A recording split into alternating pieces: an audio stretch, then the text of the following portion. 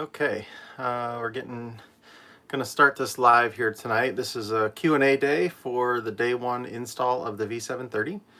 I need to have my glasses on so I can actually see if anybody makes any comments. Things got a little hectic today. I wasn't like super frustrated, but it wasn't, a super fun day, that's for sure. Let me know if everything's coming through okay, because we're using the Wi-Fi booster tonight in the bus, and it is raining and kind of storming outside, so I just want to make sure we still have a good signal and everything too with that. If you haven't had a chance to watch today's video, hopefully you did, or you guys that have questions have already done that. But that was the biggest headache right there behind me in the picture there on that V730, the bevel gears on it. I'm going to try to scroll back up. Maybe Kelly will help me with some of the questions too, so I can keep them up there. What happens to other customers when a job takes longer than you thought? I let everybody know that I don't give them any specific firm dates on when I'm showing up, because you never know how long things are going to take. So the Minnesota thing, I was supposed to be there in 2 weeks, which is 1 week from now. I'm probably going to be a few days late for that, but we'll see how things go. So yeah, I wanted to pull that bevel gear out just to inspect it, because that's where most of the wear on the V730 is at. And I really needed to see inside that thing. I didn't want to put a bummer transmission in there. If that thing was falling apart, that would have just been a waste of some of the time. And he got such a good deal on that, so hopefully it will work. I don't know when I'm going to be back in the Pacific Northwest. That's when we just asked that question. That one bolt, I don't know why it didn't have a helicoil in it when every single other one did. And that's just in aluminum. So like, I mean, put a grade 8 bolt in aluminum threads. I mean, I would assume that the threads would rip out long before the bolt would break on that. And the one that, after I finally got it out, put a helicoil in it, and then I tested it. I put the bolt in and out of the helicoil, just make sure everything's fine, put it all back together. And then when I tightened it up, however, that was not the bolt that I tested the hole with. So that one, it must have had some kind of stress fracture or something on it already. And I've had that before. If you search, like back in January, I worked on a V730, and when we took it apart, I think it was 2 of those, the same position, that first one and the one next to it. I'm almost positive it was 2. I don't think it was just one. The heads were just popped right off of the bolts. Same bolts. I assume that's grade 8 with that pattern on it. Those are in Allison transmissions. I don't know if there's anything special about them. I'm not going to just, I'm going to put all new bolts in it. Just because we had that issue. I wasn't cranking on it hard. I was tightening it, but it wasn't all the way down yet, and it just snapped off. So I would assume I was putting like maybe 50 pounds of pressure or less on the I was just using a socket and a ratchet, so it wasn't that hard. So I don't know if I have anything else to add to that. So I'm going to try to scroll back here and read some questions if I can. If I ignore your question, it's really not on purpose. It's just because I don't see it. Yeah, the helicoil should be fine. That bolt should come out. As soon as I take that off, I should be able to throw some vice grips on it and get it out. It didn't break flush with the transmission there. It's sticking out. So I should be able to just throw some vice grips on it and unscrew it there. I don't know anything about Chevy 305 engines. I know nothing. Detroit diesels, that's all I know, really. The swap the automatic, will you be... Oh man, it just disappeared when I was trying to read something.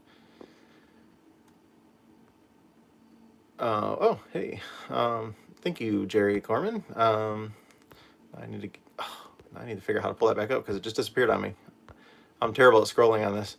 Oh, I got to hit a certain spot. That's why I'm not sure how you have the patience to deal with those issues. Keep up the good work. Hey, Jerry, thank you. Yeah, I don't get really easily frustrated and stuff like that. I mean, I may have said 1 or 2 cuss words, but if I did, they weren't really in anger. I was just like, oh, I can't effing believe that just happened. And then just go from there. But that when it broke at the end, I'm like, that's going to have to wait till tomorrow, just because it was starting to rain outside. They needed rain badly here in the Nashville area. So I was very happy that I brought them some rain here. Yeah, Tyler, I need Tyler to do the stream. He's much better at it. I tried to get Kelly to come up here and help me, but she doesn't want to do it. That would be great, because then I could do more than one thing at once. All mechanics curse. Yes, I do, but usually, I don't throw tools. I don't think I've ever thrown a tool. Where did I get the spacer that Kelly brought down and why? It came off of another a GM motor that went into a MCI, so it no longer needed it. So I kept it because I knew that those things are very, very rare.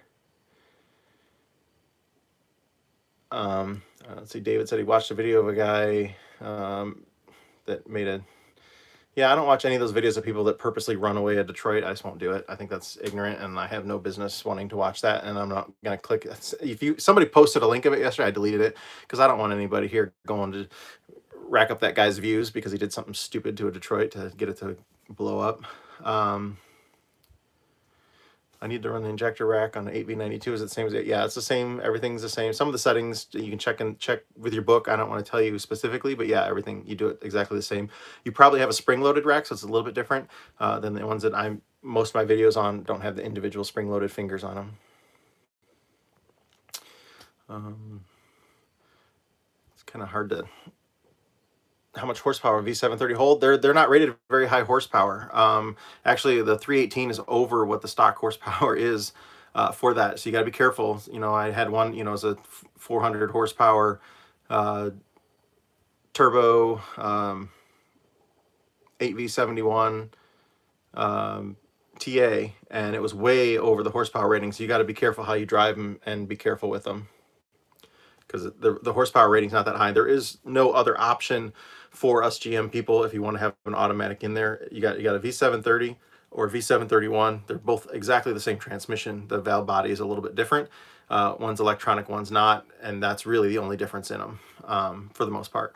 So we don't have the options to put other transmissions in because it's that V drive. It's got that big bevel gear setup. There's nothing else like that. Somebody just asked, am I worried about parts getting hard to find? Not really. Everything is available. You just got to know where to look. And if you make Luke at US Coach like your first call, chances are he's going to find it or know where you can find it and help you out with that. So Luke's a good guy. Very good number to have. 8V92 has been sitting for 10 years. What should I check before trying to start it? It's not really a question about this video, but yeah, make sure none of your fuel injectors are stuck. So bar the engine over a few times and then make sure that every single one of those injectors move. So you got to pull the valve covers off and make sure, that's the first thing I would do, make sure there's no water in the air filter. Make sure, you know, once you barred it over, then you know you're not going to bend a rod probably, something like that. Make sure there's oil in it. That's really about it. Hi from Cincinnati. I got to get down to Cincinnati. I got some parts for the guys down there. They have there's a vintage bus museum. I don't remember what it's called. They've got some fish bowls and stuff down there. I work on it a couple times. Will they ever legislate two-stroke diesels illegal, do I think? Well, they're illegal for commercial use in California. But I don't think anybody else is going to go that far. For private, it's always going to be exempt for people to have it, stuff like that.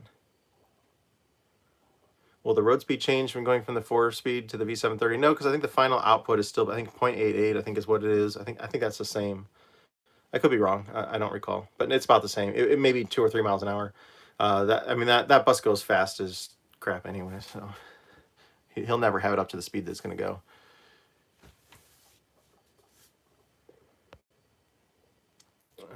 Maybe not 41.6, but our 48 was converted on the new shell by Custom. Yeah, Custom Coach does a great job. Hello from Oak Ridge, Tennessee. Seattle checking in. Arizona. Everybody's in tonight. What's the weight of that? That V730, it's about 1,000 pounds, and then plus the flywheel, another few hundred. There's no updates for the V730, other than the V731, which was a later model. That adapter ring has to go on there to push it over enough to clear the bulkhead. Without that adapter ring on there, it won't. Yes, Tyler, I did use my new wrenches today. Tried to use them yesterday too. I got the new Icon wrenches, the Harbor Freight, their kind of pro line that they have. I was working on the rear end yesterday and I couldn't get part of it off. And that wrench didn't fit, just like none of the other wrenches fit where I needed to put a wrench. So, but other than that, they work just fine. They were tight fit today, but that's not what I was using when I broke the bolt.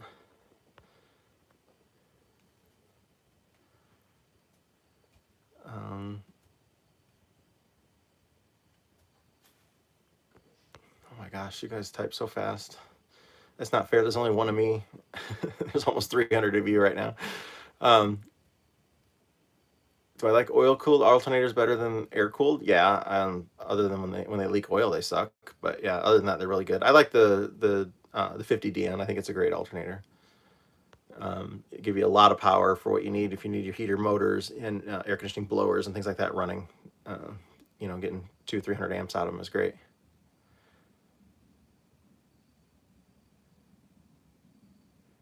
Which is the most friendly to repair, 4104, 4106 versus Eagles? Well, I think the jams are easier to get to on a lot of things, but every bus model has its own advantages and disadvantages. There's no one bus that I think is absolutely the best to have. If you want more room inside, Eagles typically have more room inside. If you want more rust problems, typically an Eagle will have more rust problems, but that's not true for all of them.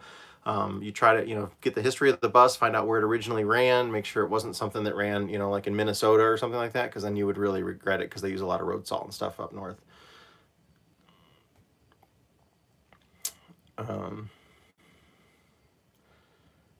Hey, there's Scott saying hi from Oregon City. Scott, remember Scott, a great client of mine where I dropped a valve at his house and then he let me move my bus into his barn for a few days, and that was a fun time.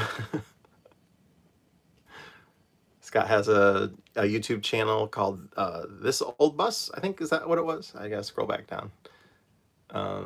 Yep, This Old Bus. Go check out his YouTube channel. He's been doing tours and stuff like that of vintage coaches. He went to a couple bus rallies and then talking about some maintenance and stuff on his too. So This Old Bus, go check that out. I think you'll like it.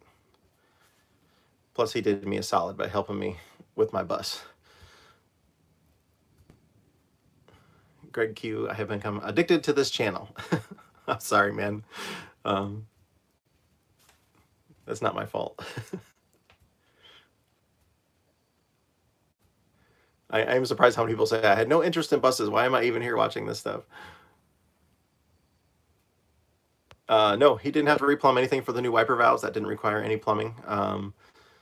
They were copper, and we had to fiddle with one of them. They got a little frustrating for a few minutes, but we got it worked out, and he got it on there, and they're not leaking anymore. And that was a huge air leak, those stupid air wipers.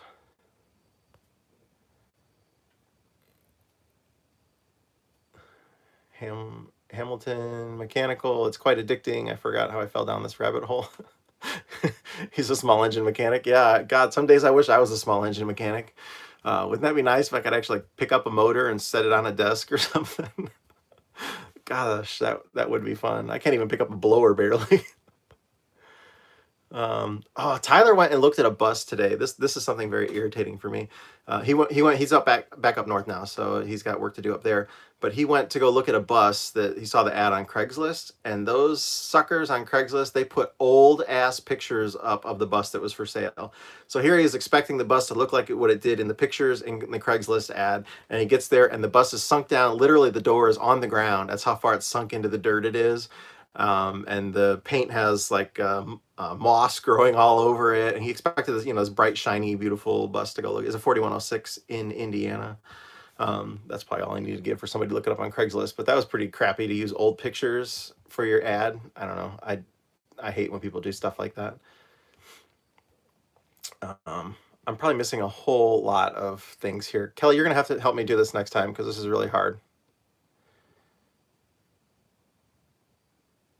CompU 85, there's a document called Reliability Evaluation of a V730. They're very reliable and they're our only option. So what do you want? There's no other option for me to put. I can't say, well, I want to put some other brand in there. I can't. That's all there is. So we're going to an automatic. We're putting a V730. If it doesn't work, he'll find another one and we'll put another one in. If that one doesn't work, we'll find another one. But he got a really good deal on that transmission. So, and it looks great inside. I don't see it. I don't think there's going to be a problem with it. And if he's got, and once he gets one, then he can keep an eye out for another really good deal to kind of keep one in the stockpile here just to have to swap it in. And if you've got it, a swing-in one ready to go in, you can do that in a day or two. Once we get this hard work done of getting it in the first time, the next one will come in and out pretty easy. I've done them in a day before. Rachel Vincent says, thanks again, Scott. You're welcome. Shade Tree Welding, let me know when you're home. I'd love to stop by your place and talk Detroit diesels. I don't know when I'm going to be home. Oh, Rick started watching this channel, ended up buying a 3703. Down the rabbit hole he went. I love 3703s. That's awesome. Where's that at, Rick? Maybe I'll be able to check it out sometime. Um, Joe Haslett pickup 4107 with the 8V71 and auto trans. Any estimate on fuel mileage looking to drive home? You're probably need about 8.5, depending on how heavy the conversion is in it, if it's converted.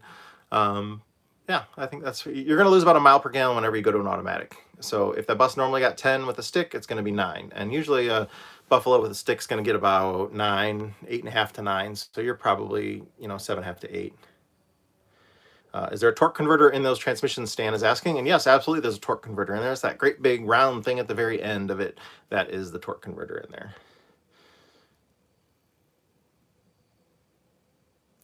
Thanks for showing the real live time videos. Yeah, some people really hate the live stuff. I'm, trying to improve the quality of it. I think that helps because the first few that we did were real sketchy. But we'll get it better, and when I get a longer antenna on there, I can get in a barn, but it really depends on the location where I am, and I won't know if it works good or not until I try it. So I don't really have a lot of patience for people complaining about it. I'll either do it or not, but I'm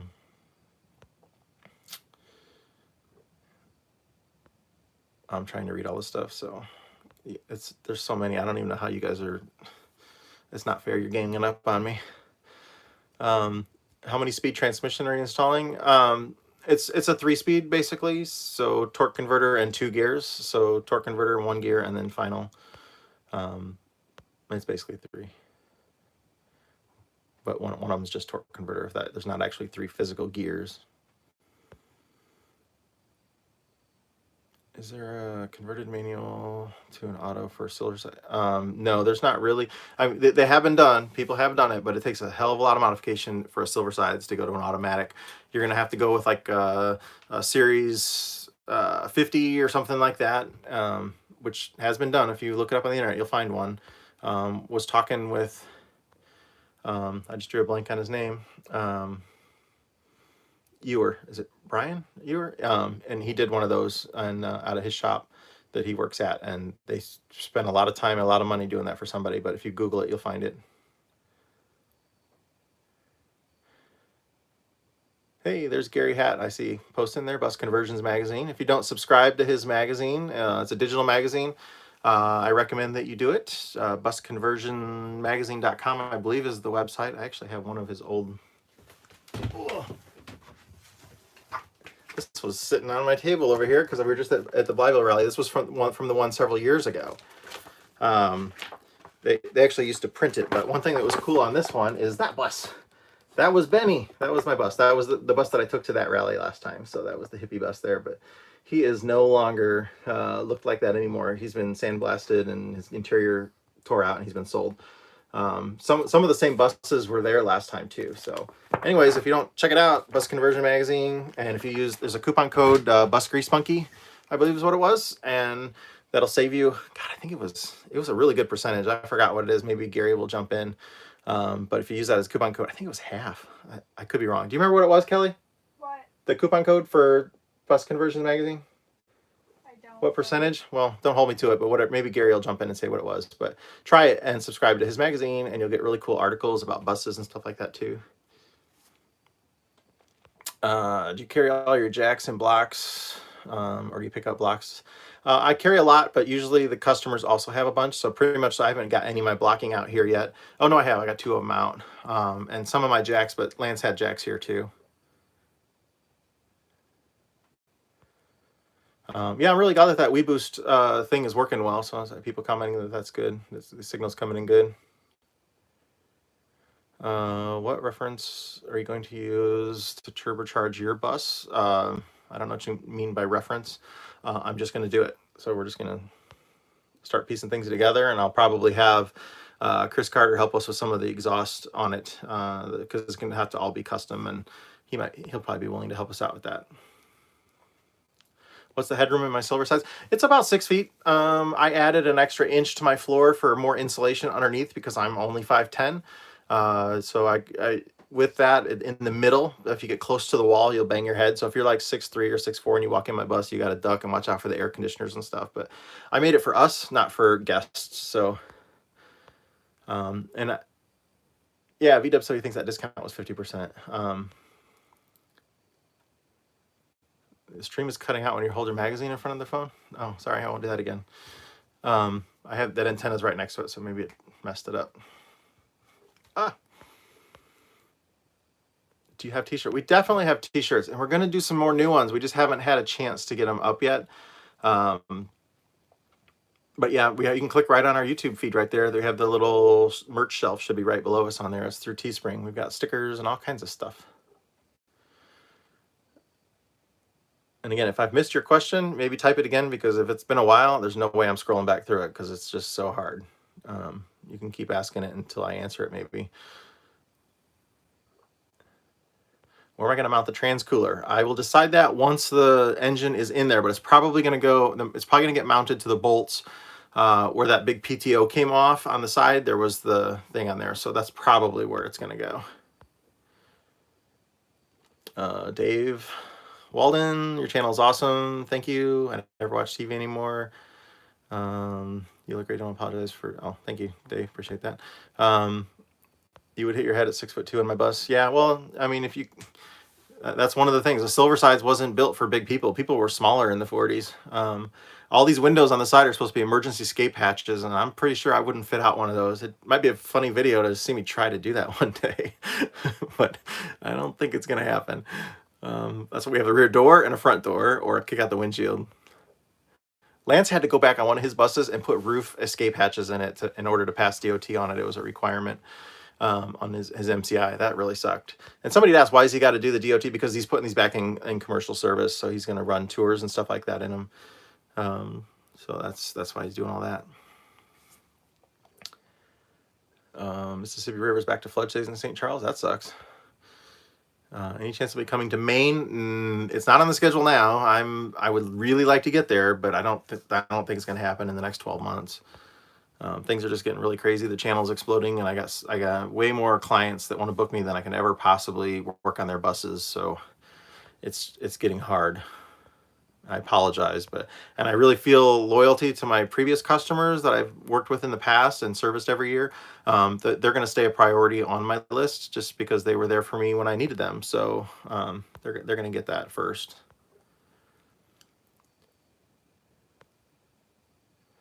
The trans is hanging perfectly level on there now. It's going to swing in easy. It's going to be super. Oh, I should not say that. God, why did I just say that? It should go really well.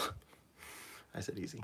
Are you going to go electric for a fan? No, we're not doing electric fan. And I don't think the bus is really going to overheat with that, because the transmission is going to add more heat to it. It's using the same radiator for cooling, but he's not really driving it down the highway, super fast highway speeds. It's going to be mostly in-town stuff, so stop and go and things like that, which the torque converter will produce a little bit more heat, but he should be fine. Most common cause for 671 oil level to rise: injector tubes. No, if it's fuel in the oil, it's usually those little crossover lines. If you're gaining oil, that's the first thing I would check. And you just want to look at the top of them. If there's oil pooled on top of them, it's good. If they're clean, nothing on there. Have you ever seen a raised roof Silver Sides? No, I have not. It would actually be pretty funky looking, I think. If you want a raised roof Silver Sides, just get a scenic cruiser. Then you have something taller. You still bang your head in those too, though, going up the stairs and stuff. Yeah, I did jinx myself. John Kinnan, I don't know how to spell your name, just pronounce it. Likes our channel, never thought he'd be watching a bus channel. There's a lot of people on here that never thought they'd be watching a bus channel. North Carolina is on the list. Yeah, we got that bus to work on out there still. I don't know that I'm going to have extra clients that I can take, though, just the way the schedule's full.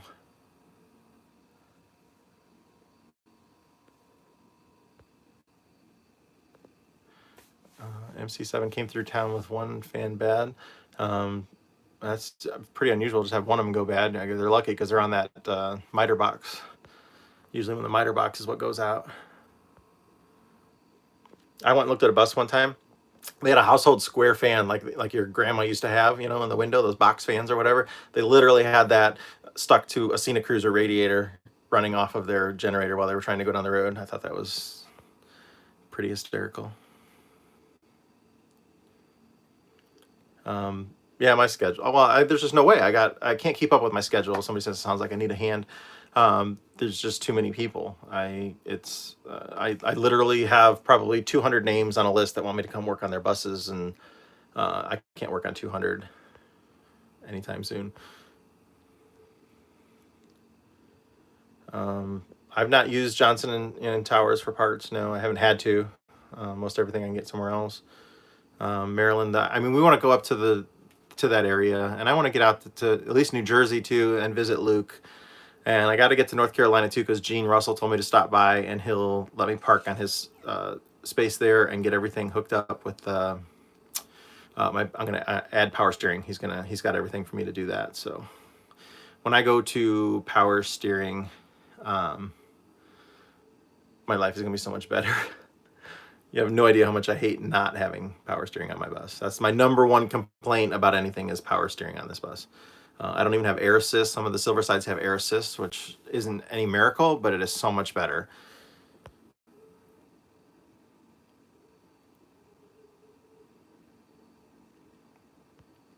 Would an RTS be enough for a workshop bus?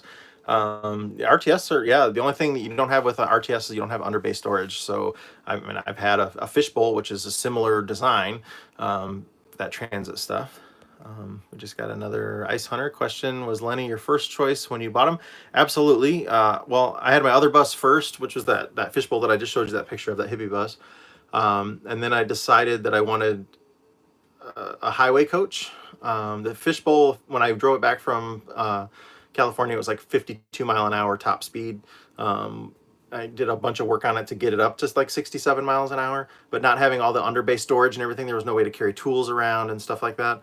So I knew I wanted a highway coach, and I just loved the look of the Silver Sides. It just spoke to me the way they looked. I thought they were so cool. So that Art Deco vintage, they're great.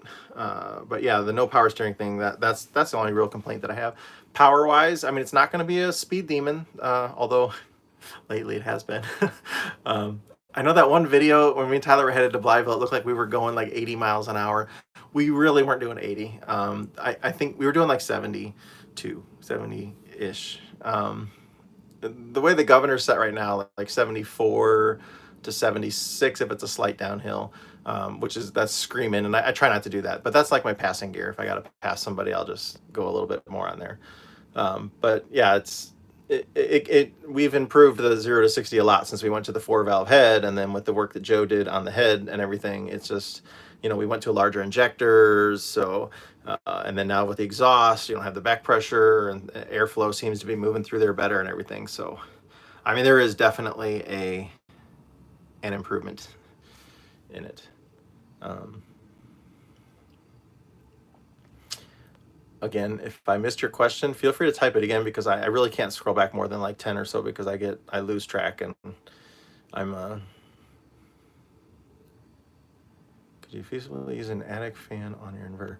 I don't know what attic fan is and what you want to use that for, Jim. I'm not sure why you're asking that, but my inverter, I have a 2000, I think it's 2500, maybe. I think it's 2000 watt inverter. I don't remember. You guys can go back and see what size it is, but it'll run a lot of stuff, and the alternator will put up enough, or I got 1500 amp hours of batteries powering it. So depending on what it is, but for cooling on there, no. I didn't know for inside the bus. I mean, I can run we have that fantastic fan in the ceiling, and that'll run off of my solar all day long, no problem. Keep some of the air cool inside the bus. My favorite engine, inline 671, hands down. That would be for my bus. Otherwise, like 12 V71 or those 692.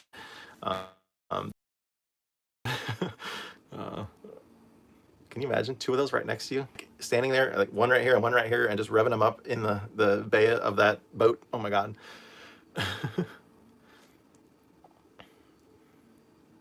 Yeah, the attic fan, if you're thinking about putting that to a radiator or something, these things need to move. Like, I had my tool cart one day, or Tyler's tool cart, in the garage, and we had the on the fishbowl bus, the one hatch on the side open, and we revved the engine up. Just the airflow from just revving the engine blew that thing across the garage. So unless you got a fan that can blow you over, it's not. That's how much air those things are moving. The longest I've ever been broken down on the road was the drop valve, which was 2 days. We had it running, well, it was 3 days before we got out of there, but it was running in 2 days. Other than that, the only other breakdown I ever had on the road was when the fan came off through the radiator on this bus, and it took out 44 tubes in the radiator, and Lance came and helped me, and we soldered up the tubes, and I was home 12 hours later with a radiator that leaked about a gallon of water every 2 or 3 miles. Like, we stopped like every 15 miles and kept filling the radiator up. I had 200 miles to go, and I was only 12 hours late, so it wasn't too bad.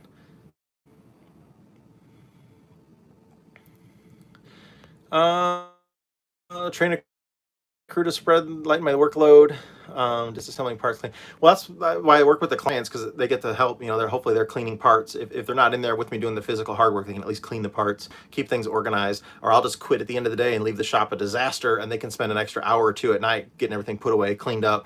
That way they're not paying me to do that crap. So, and then I can still work hard. I can work pretty hard all day long, and it doesn't kill me.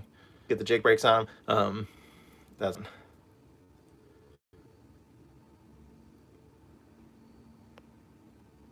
and yeah, the propane adds a lot of boost, but I haven't been using it. I haven't filled my tank. I haven't really needed to do it.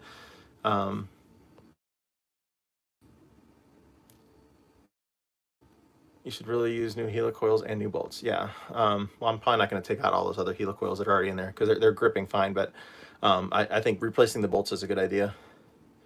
Does anybody know what that means on the bolt? With that pattern that was on there that has the, it was two. It was a. I don't know if I have that. Hang on, let me go grab it.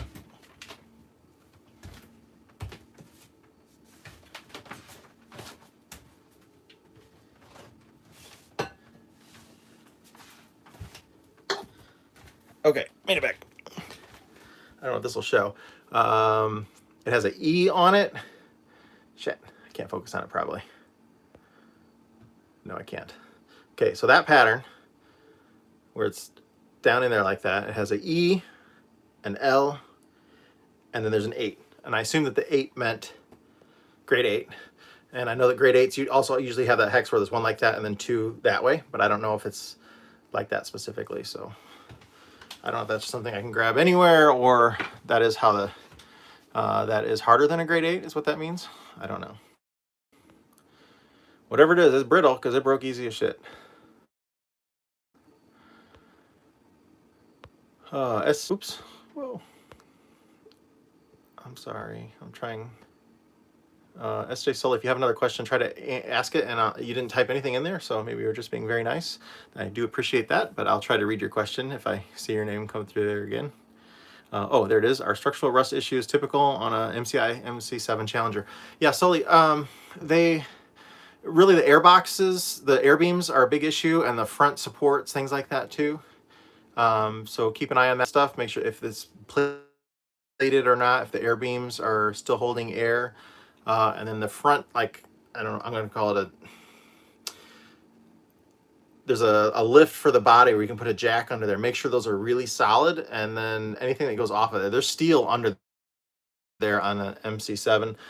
So just really look close at any of that stuff. If you look down the side of any of the buses, if you see any kind of ping or you see any cracks in the aluminum on the side, that's usually a good sign that something's going on underneath there.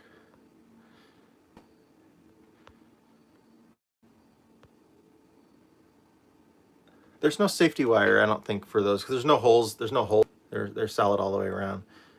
These are always in Allison transmissions. This stylable that I know, so I might just have to go over to Allison and pick one up. Bus Conversion Magazine, 50% off your first year of your subscription if you use the Bus Grease Monkey coupon code. Thank you, Gary, for chiming in on that.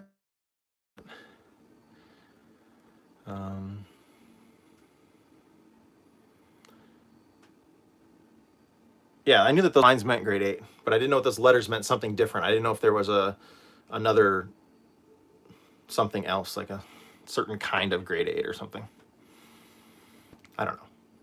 I mean, I can I just go to Tractor Supply and buy grade 8 bolts that are the same length and thread and all that? I don't know. These heads are different. That's why I didn't know. And somebody thanking Gary for the discount. Yes.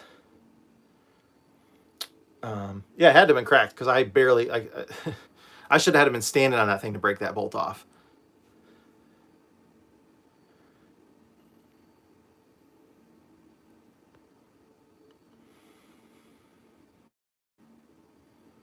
I don't, had a grade F. Yeah.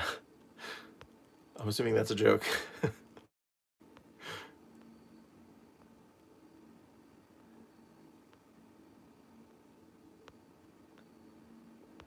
I'm trying to go back through and see if I missed any questions. Again, if I haven't answered it and you really want me to answer it, type it again because I'm sorry. You're watching this, you'll see how fast things are moving. And I'll probably do that. I can do this for like about another 10 minutes or so, and then I have to go for the night because I have a long day ahead of me tomorrow. Oh, Lance just chimed in that I was hardly turning it. Yeah, Lance was right next to me. He didn't swear either. He didn't cry.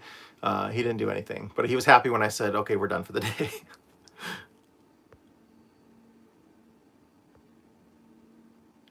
Did I talk to the shop that the issues I had about the 4-valve head? I know there's a lot of people that really want that, and I have not. I had an issue with them last year, and it was a very bad issue, and it should have been my sign to never use them again. But I didn't listen to anything, my inner self, my inner thoughts, or the way that they screwed me over last time. I just thought, you know what, maybe it was just a fluke. They didn't do their job right, and that just kind of sucked. But I don't know if I should get into what they did last. Oh, hey, there's Bailey. My daughter's saying hi. Hi, Bailey. Um, Sorry, I lost my train of thought. Yeah, that head. I sent him a head last year from actually the people I'm going to Minnesota to work on a bus. And we sent him a head from one of their engines. We took off one of their engines, and I was told it was a running takeout motor. Uh, and we went to bar it over, and it was seized. I couldn't, nothing, I mean, jumping on a 4-foot bar, I couldn't get that engine to turn over. So we pulled the head off of it on there, and the God, a squirrel, yes. So we pulled the head off of it, and it was all rusted inside. It looked like the engine had been flooded at some point. So I didn't know if it was in the shop and water got in it or something, but it was just terrible. So we pulled the head off. The head looked fine. I sent it to them and asked them to test it all out and go ahead and do everything to it, surface it, pressure test it, surface it, put new valves in it, everything. So they did everything, picked it up. It was supposed to be $600, and you know how that goes. I don't remember what it was, but I think it was $750 or something like that. And took it back up there. Motor ran great. About a week later, they checked the oil on it, and the oil level was really high on it. And it's because water had been draining into the engine. They didn't know what it was. They took the head off. They thought it was the head gasket seals were bad or something, and they put new head gasket O-rings on it, put the head back on. Ran it. It ran, seemed fine, and then a few days later, there was water in the oil again. So they sent it to a machine shop to have the head checked, and the head had 5 cracks in it. And then so I called the shop where I had taken it to and said, "Man, this thing's got 5 cracks in it." And he's like, "Oh, you overheated it." Well, I'm like, first of all, the engine only had like a total of like 15 minutes runtime on it, and that was at 3 different periods. I didn't run it for less than 5 minutes before I left there, just doing the setup on it. I wanted to do a break-in with it under load while it was driving, which is the break-in procedure. You can't just let it idle forever on an engine stand or even try to run it like that. We needed it under load. So there was it never got hot, never got warm. We didn't crack it. And then it turned out I took pictures of the head before I put it on. And if I zoomed in on the pictures, I could see tiny little marks exactly where those cracks were at. So they did not test that the way they were supposed to. They just surfaced it, put valves in it, and sent it out the door and charged us for all that. I was obviously really mad. And then him saying, "Oh, you overheated it, you overheated it." Well, I mean, if you were a machine shop and somebody said their head's got 5 cracks in it and it was a couple months later, you would probably think that. But in this situation, the engine didn't have any time on it whatsoever. And that's honest to God truth. That's it. It was just so frustrating. I felt bad. But I just thought, you know what, they screwed up. They didn't do something right. But that should have been my sign to walk away. And then I sent them 2 other heads of my own since then. So that's what I get. But I will not use them for head work ever again. And I don't see, because the last time I complained to them about his attitude, he immediately went off on me like, I've been in this business for 60 years and everybody now thinks they know more than me. I'm getting loud as I talk, sorry. But that just his attitude was just like absolutely insane to me that's the way But I can kind of see that, because if somebody overheated an engine of mine, I rebuilt an engine for them, and a year later they're like, it's not right. I'd be like, I know you've driven through the mountains or whatever, you probably overheated it, and they just don't know that they overheated it because they weren't watching their gauges or something. Anyways, so with that being said, no, I've not contacted them because I know that it's going to fall on deaf ears. Is that the saying or something? So I just will not send them any more business and find another shop to do all of my head work. Maybe I'll send it out to Joe. Joe knows what the hell he's doing.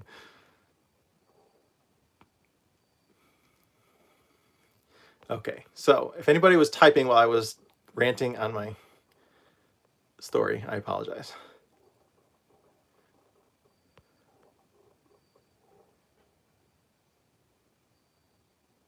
I'm hoping Mike's asking about the starter. I'm hoping that the starter itself is sealed inside. Usually they have that O-ring in there. We'll know shortly if it's not, but we are putting a gasket on it. So the gasket came in today, so obviously that's it. But that is not an original starter. That starter, if it was the original one, it probably wouldn't have the O-ring in there to seal it up. But fluid should not get into the starter windings and everything from the head of the starter. That one should, because they don't, nowadays when you order them, you don't know if they probably just assume it's going into an automatic, not a manual. But if it was the original one, it would have not had that. And yeah, that flywheel is in transmission fluid. If you don't have that sealed up, that thing will leak everywhere. It'll leak out of the starter. It'll leak out if there's no gasket on the starter, it leaks all down the back of the motor. A lot of guys change the starter and don't realize that their automatic has a wet flywheel. So they'll call me like, I'm leaking transmission fluid, or I'm leaking oil, but it's from way over on the side, and come to find out what it is. Yeah, I'm still using PC Industries.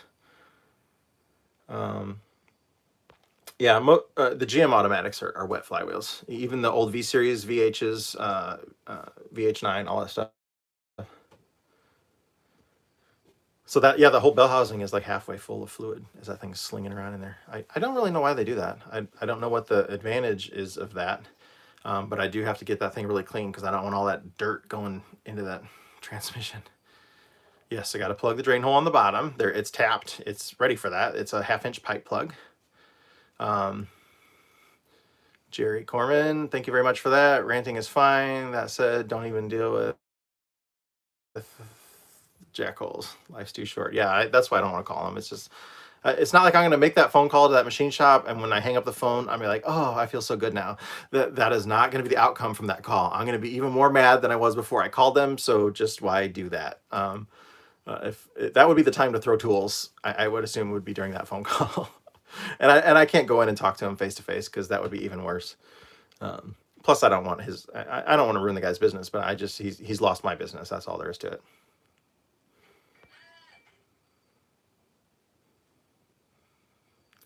The bolt is coated with black oxide. Yeah, it is definitely. That's how they are. I don't know what that means.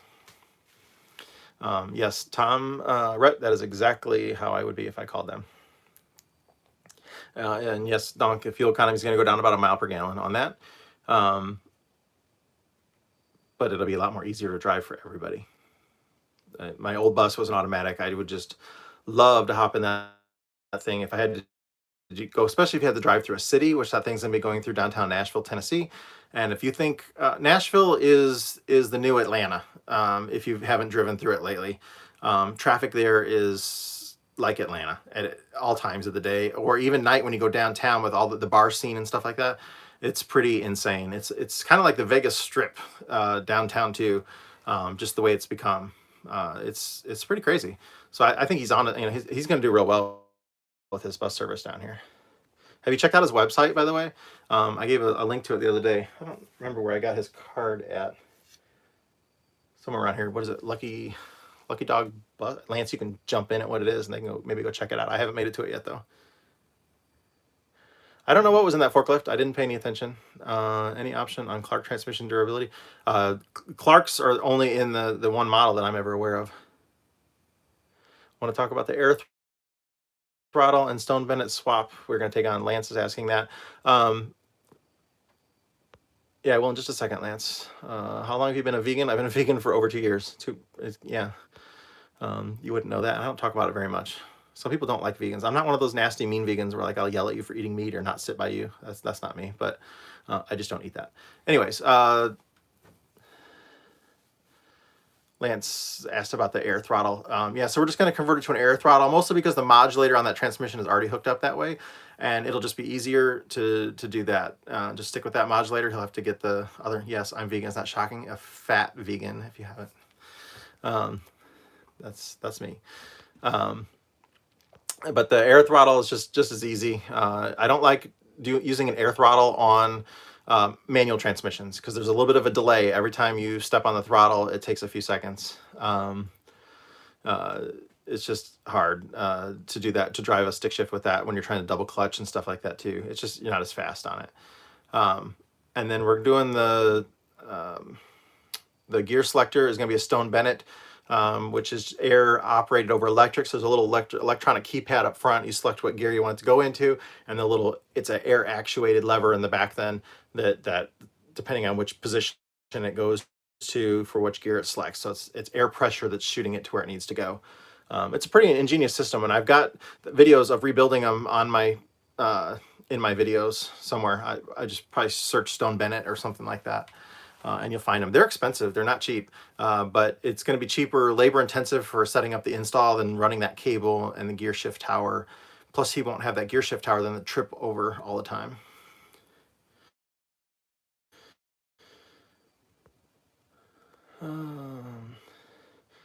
LOL starter. I don't know what he means by that. Yeah, this is a great place to learn about buses. You'll get to see all the work and money that goes into them. And I always tell people, no matter what bus you buy, plan on 10 grand immediately going into it, because that's, even if you're buying a really expensive bus, it's going to do that.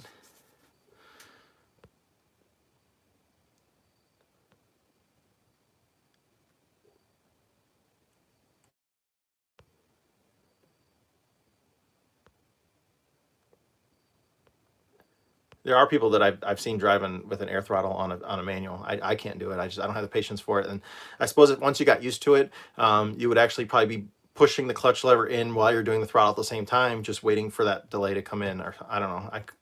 It would be very hard.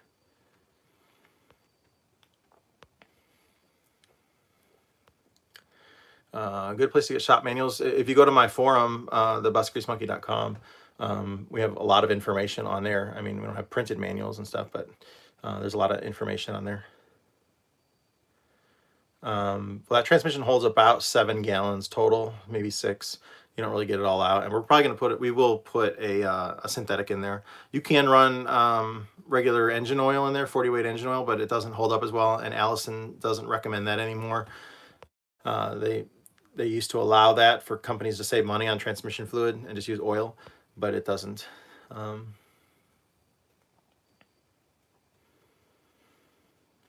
No, it's not really gonna be harder on the brakes.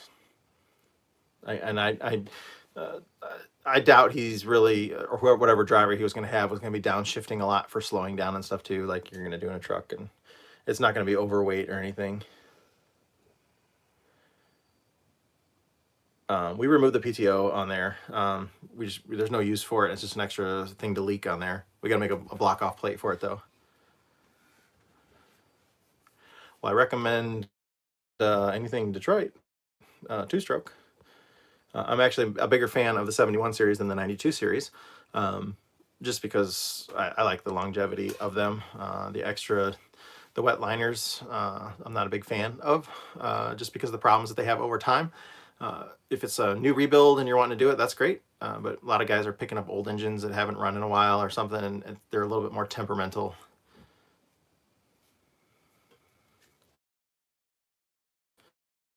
Somebody just said hi from Northern Indiana. Thank you, Ace.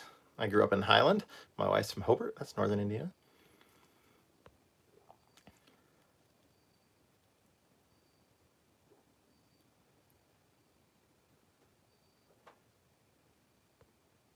I only work on 2-stroke mechanical Detroits to even make it tighter than that.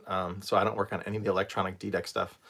I don't have the tools to do it, and I've never tried to learn it. I'm sure I could.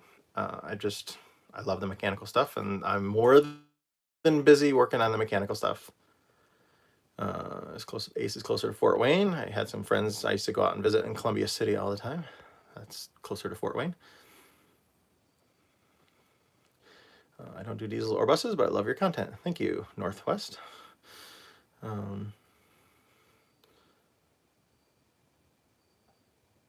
Hello from Minnesota. Yeah, we'll be up in Minnesota soon. Alaska, I won't be there soon.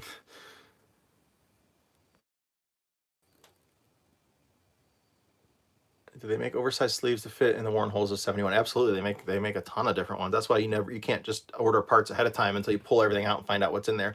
They could be like 1, 2, 3, 4, 10,000, 20,000, 30,000 over.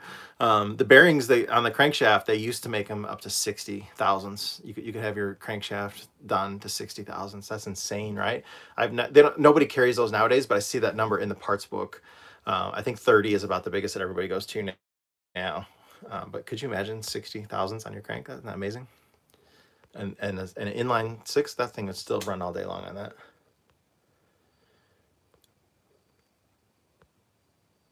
Hello from Florida. Thanks, Jack. I make it down to Florida a lot. This year we'll be down there again too.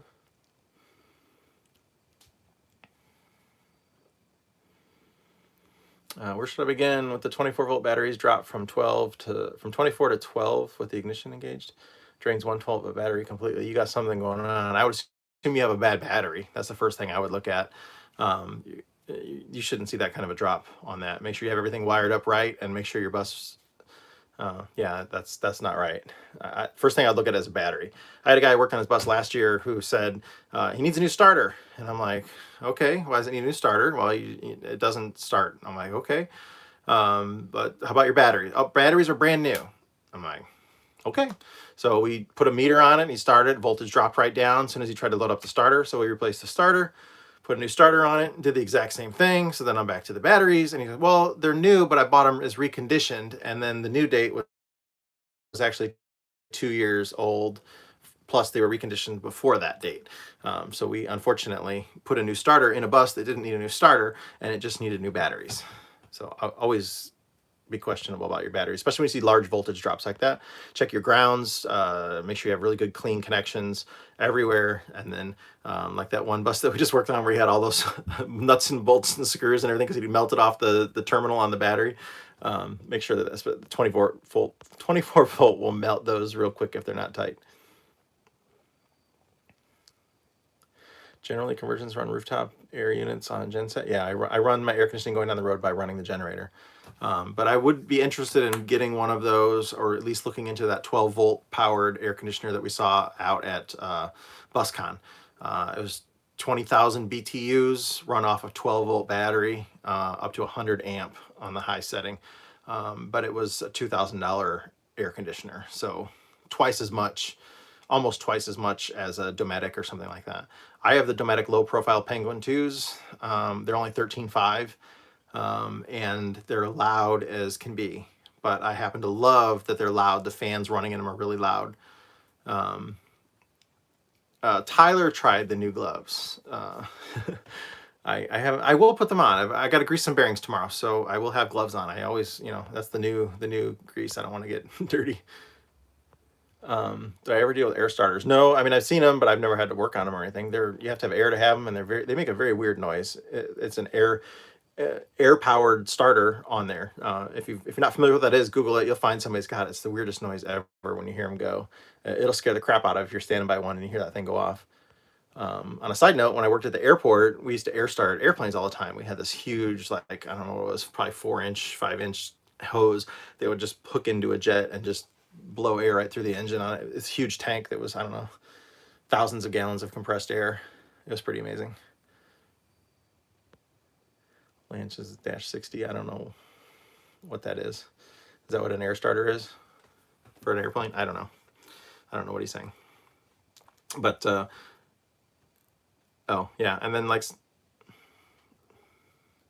yeah, that's probably, you guys know more than me. Yeah, I don't know what they were called, but certain time, especially if the military jets would come in, some of them didn't have starters. Like for air shows and stuff like that, we would have them. They'd call ahead of time, making sure that we had air starters there to be able to start their stuff. I don't know if they just do that to save weight or what the reason is, but somebody was asking about buses, because buses have the air starters too. So it's an air powered starter motor. Do they make wheelchair buses? I don't know if they have like hand controls, but yeah, a lot of them have lifts on them. Yeah, that one video, crazy, 1.1 million views. We had 3 million views last month. That was a record high for us. And our channel has hit 100 million minutes viewed just within this past year alone itself, not history, but 100 million minutes viewed in the last 12 months. It's over that now. We broke that like 2 weeks ago. Air Throttle is no fun on a cold start. Yeah, I don't know how long they would run for either, how much air they use. I don't know.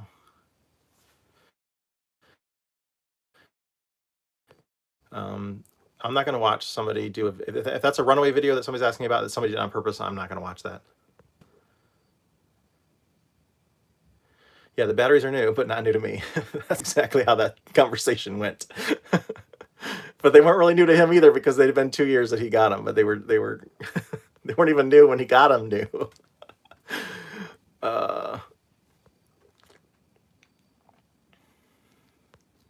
Yeah, the channel is making it has blown up. I'm back in like January. Somebody posted on my channel that, like, I think your channel's getting ready to blow up or something like that. And I'd actually like to go find who that person was, that first person that said that in one of my videos. Actually, maybe it was February. I was sitting in a convention working for my wife with her photography business, background business, and I read that comment and I thought, well, that would be really nice. And yeah, things have really. Yeah, but like back in December, we only had like 2,000 subscribers in December. So that's how much we've grown this year. That's pretty insane. So thank you everyone for subscribing. I appreciate that. I didn't work on planes. I'm a pilot. I've had my pilot's license since I was 18 years old. And I worked at the airport. My brother had a business towing banners, and I got to fly any of his planes. All I had to do was pay for fuel all the time. And then I worked for a couple other banner towing companies through that time, and then I worked at a line service at the airport too. I got about 600 hours flight time.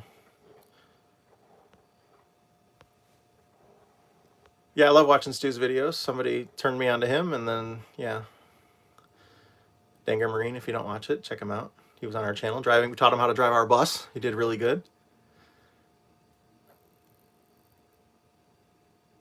I don't know Jeff from Elderly Iron, but I think Mark was on his channel before, the guy that we did that truck with.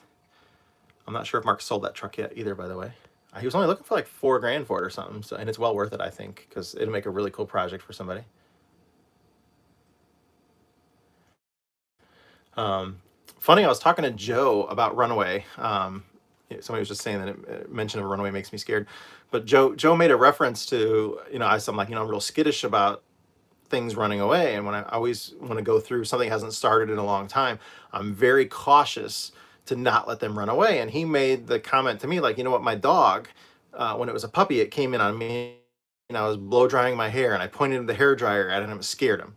And now ever since then, he's afraid of hair dryers. He just said, that's how you are now with a runaway. You had that happen to you. You have a real reason to be afraid of that, but now that it's scared you, you're just cautious about that. And I thought he wasn't really making fun of me. So he was just pointing out that that's why I'm skittish about it, because it's friggin' happened to me.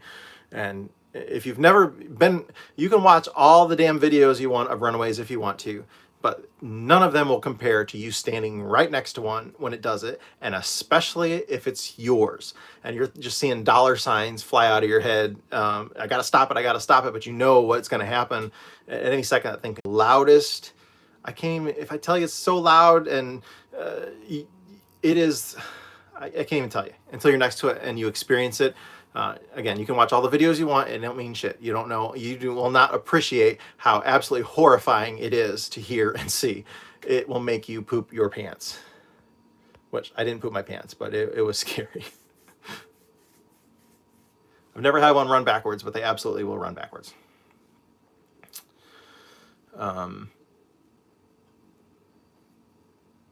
Yeah, killing an engine on purpose, that just pisses me off. I'm sorry. I don't have any reason to want to watch somebody. I don't want to post links to somebody's video who I don't think they need to be rewarded for doing that.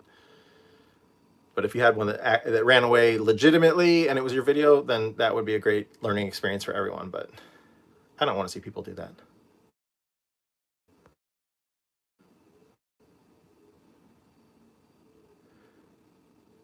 4106 for sale, repowered the 6V92, hasn't run in 3 years. Thoughts on starting it? Watch my videos on starting old buses. Barred over check the rack, check all that stuff. Make sure no water in the fuel, drain the bottom of the tank. There's usually a little bung on the bottom. You can pull it out, make sure water don't come out, and then if that's good.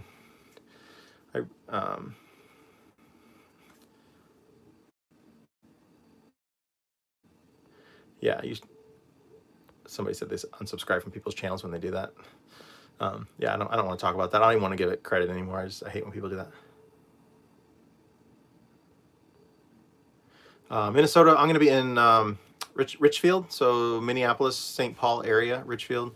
I'll be working for the bus boys up there. They have a really cool collection of, I don't know what they've got. If I told you they have 50 vintage buses, I wouldn't doubt that. At that location, I know they easily have 30 of them there, probably. Most of them are seated coaches, but a few of them aren't. They've got some really rare ones too, things that you would never be able to find parts for. And hopefully someday they'll have the funds to get them back on the road or restored. That's the kind of goal there. So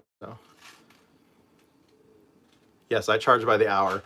I never give anybody a price quote for anything because you never know what it's going to be. I mean, this little bolt got really expensive today. Lance is probably having a beer right now thinking about it. No, you're not going to bar it over and start it. It starts by heat. There's no way you're going to create 800 degrees inside an engine by trying to bar it over. It's not going to happen.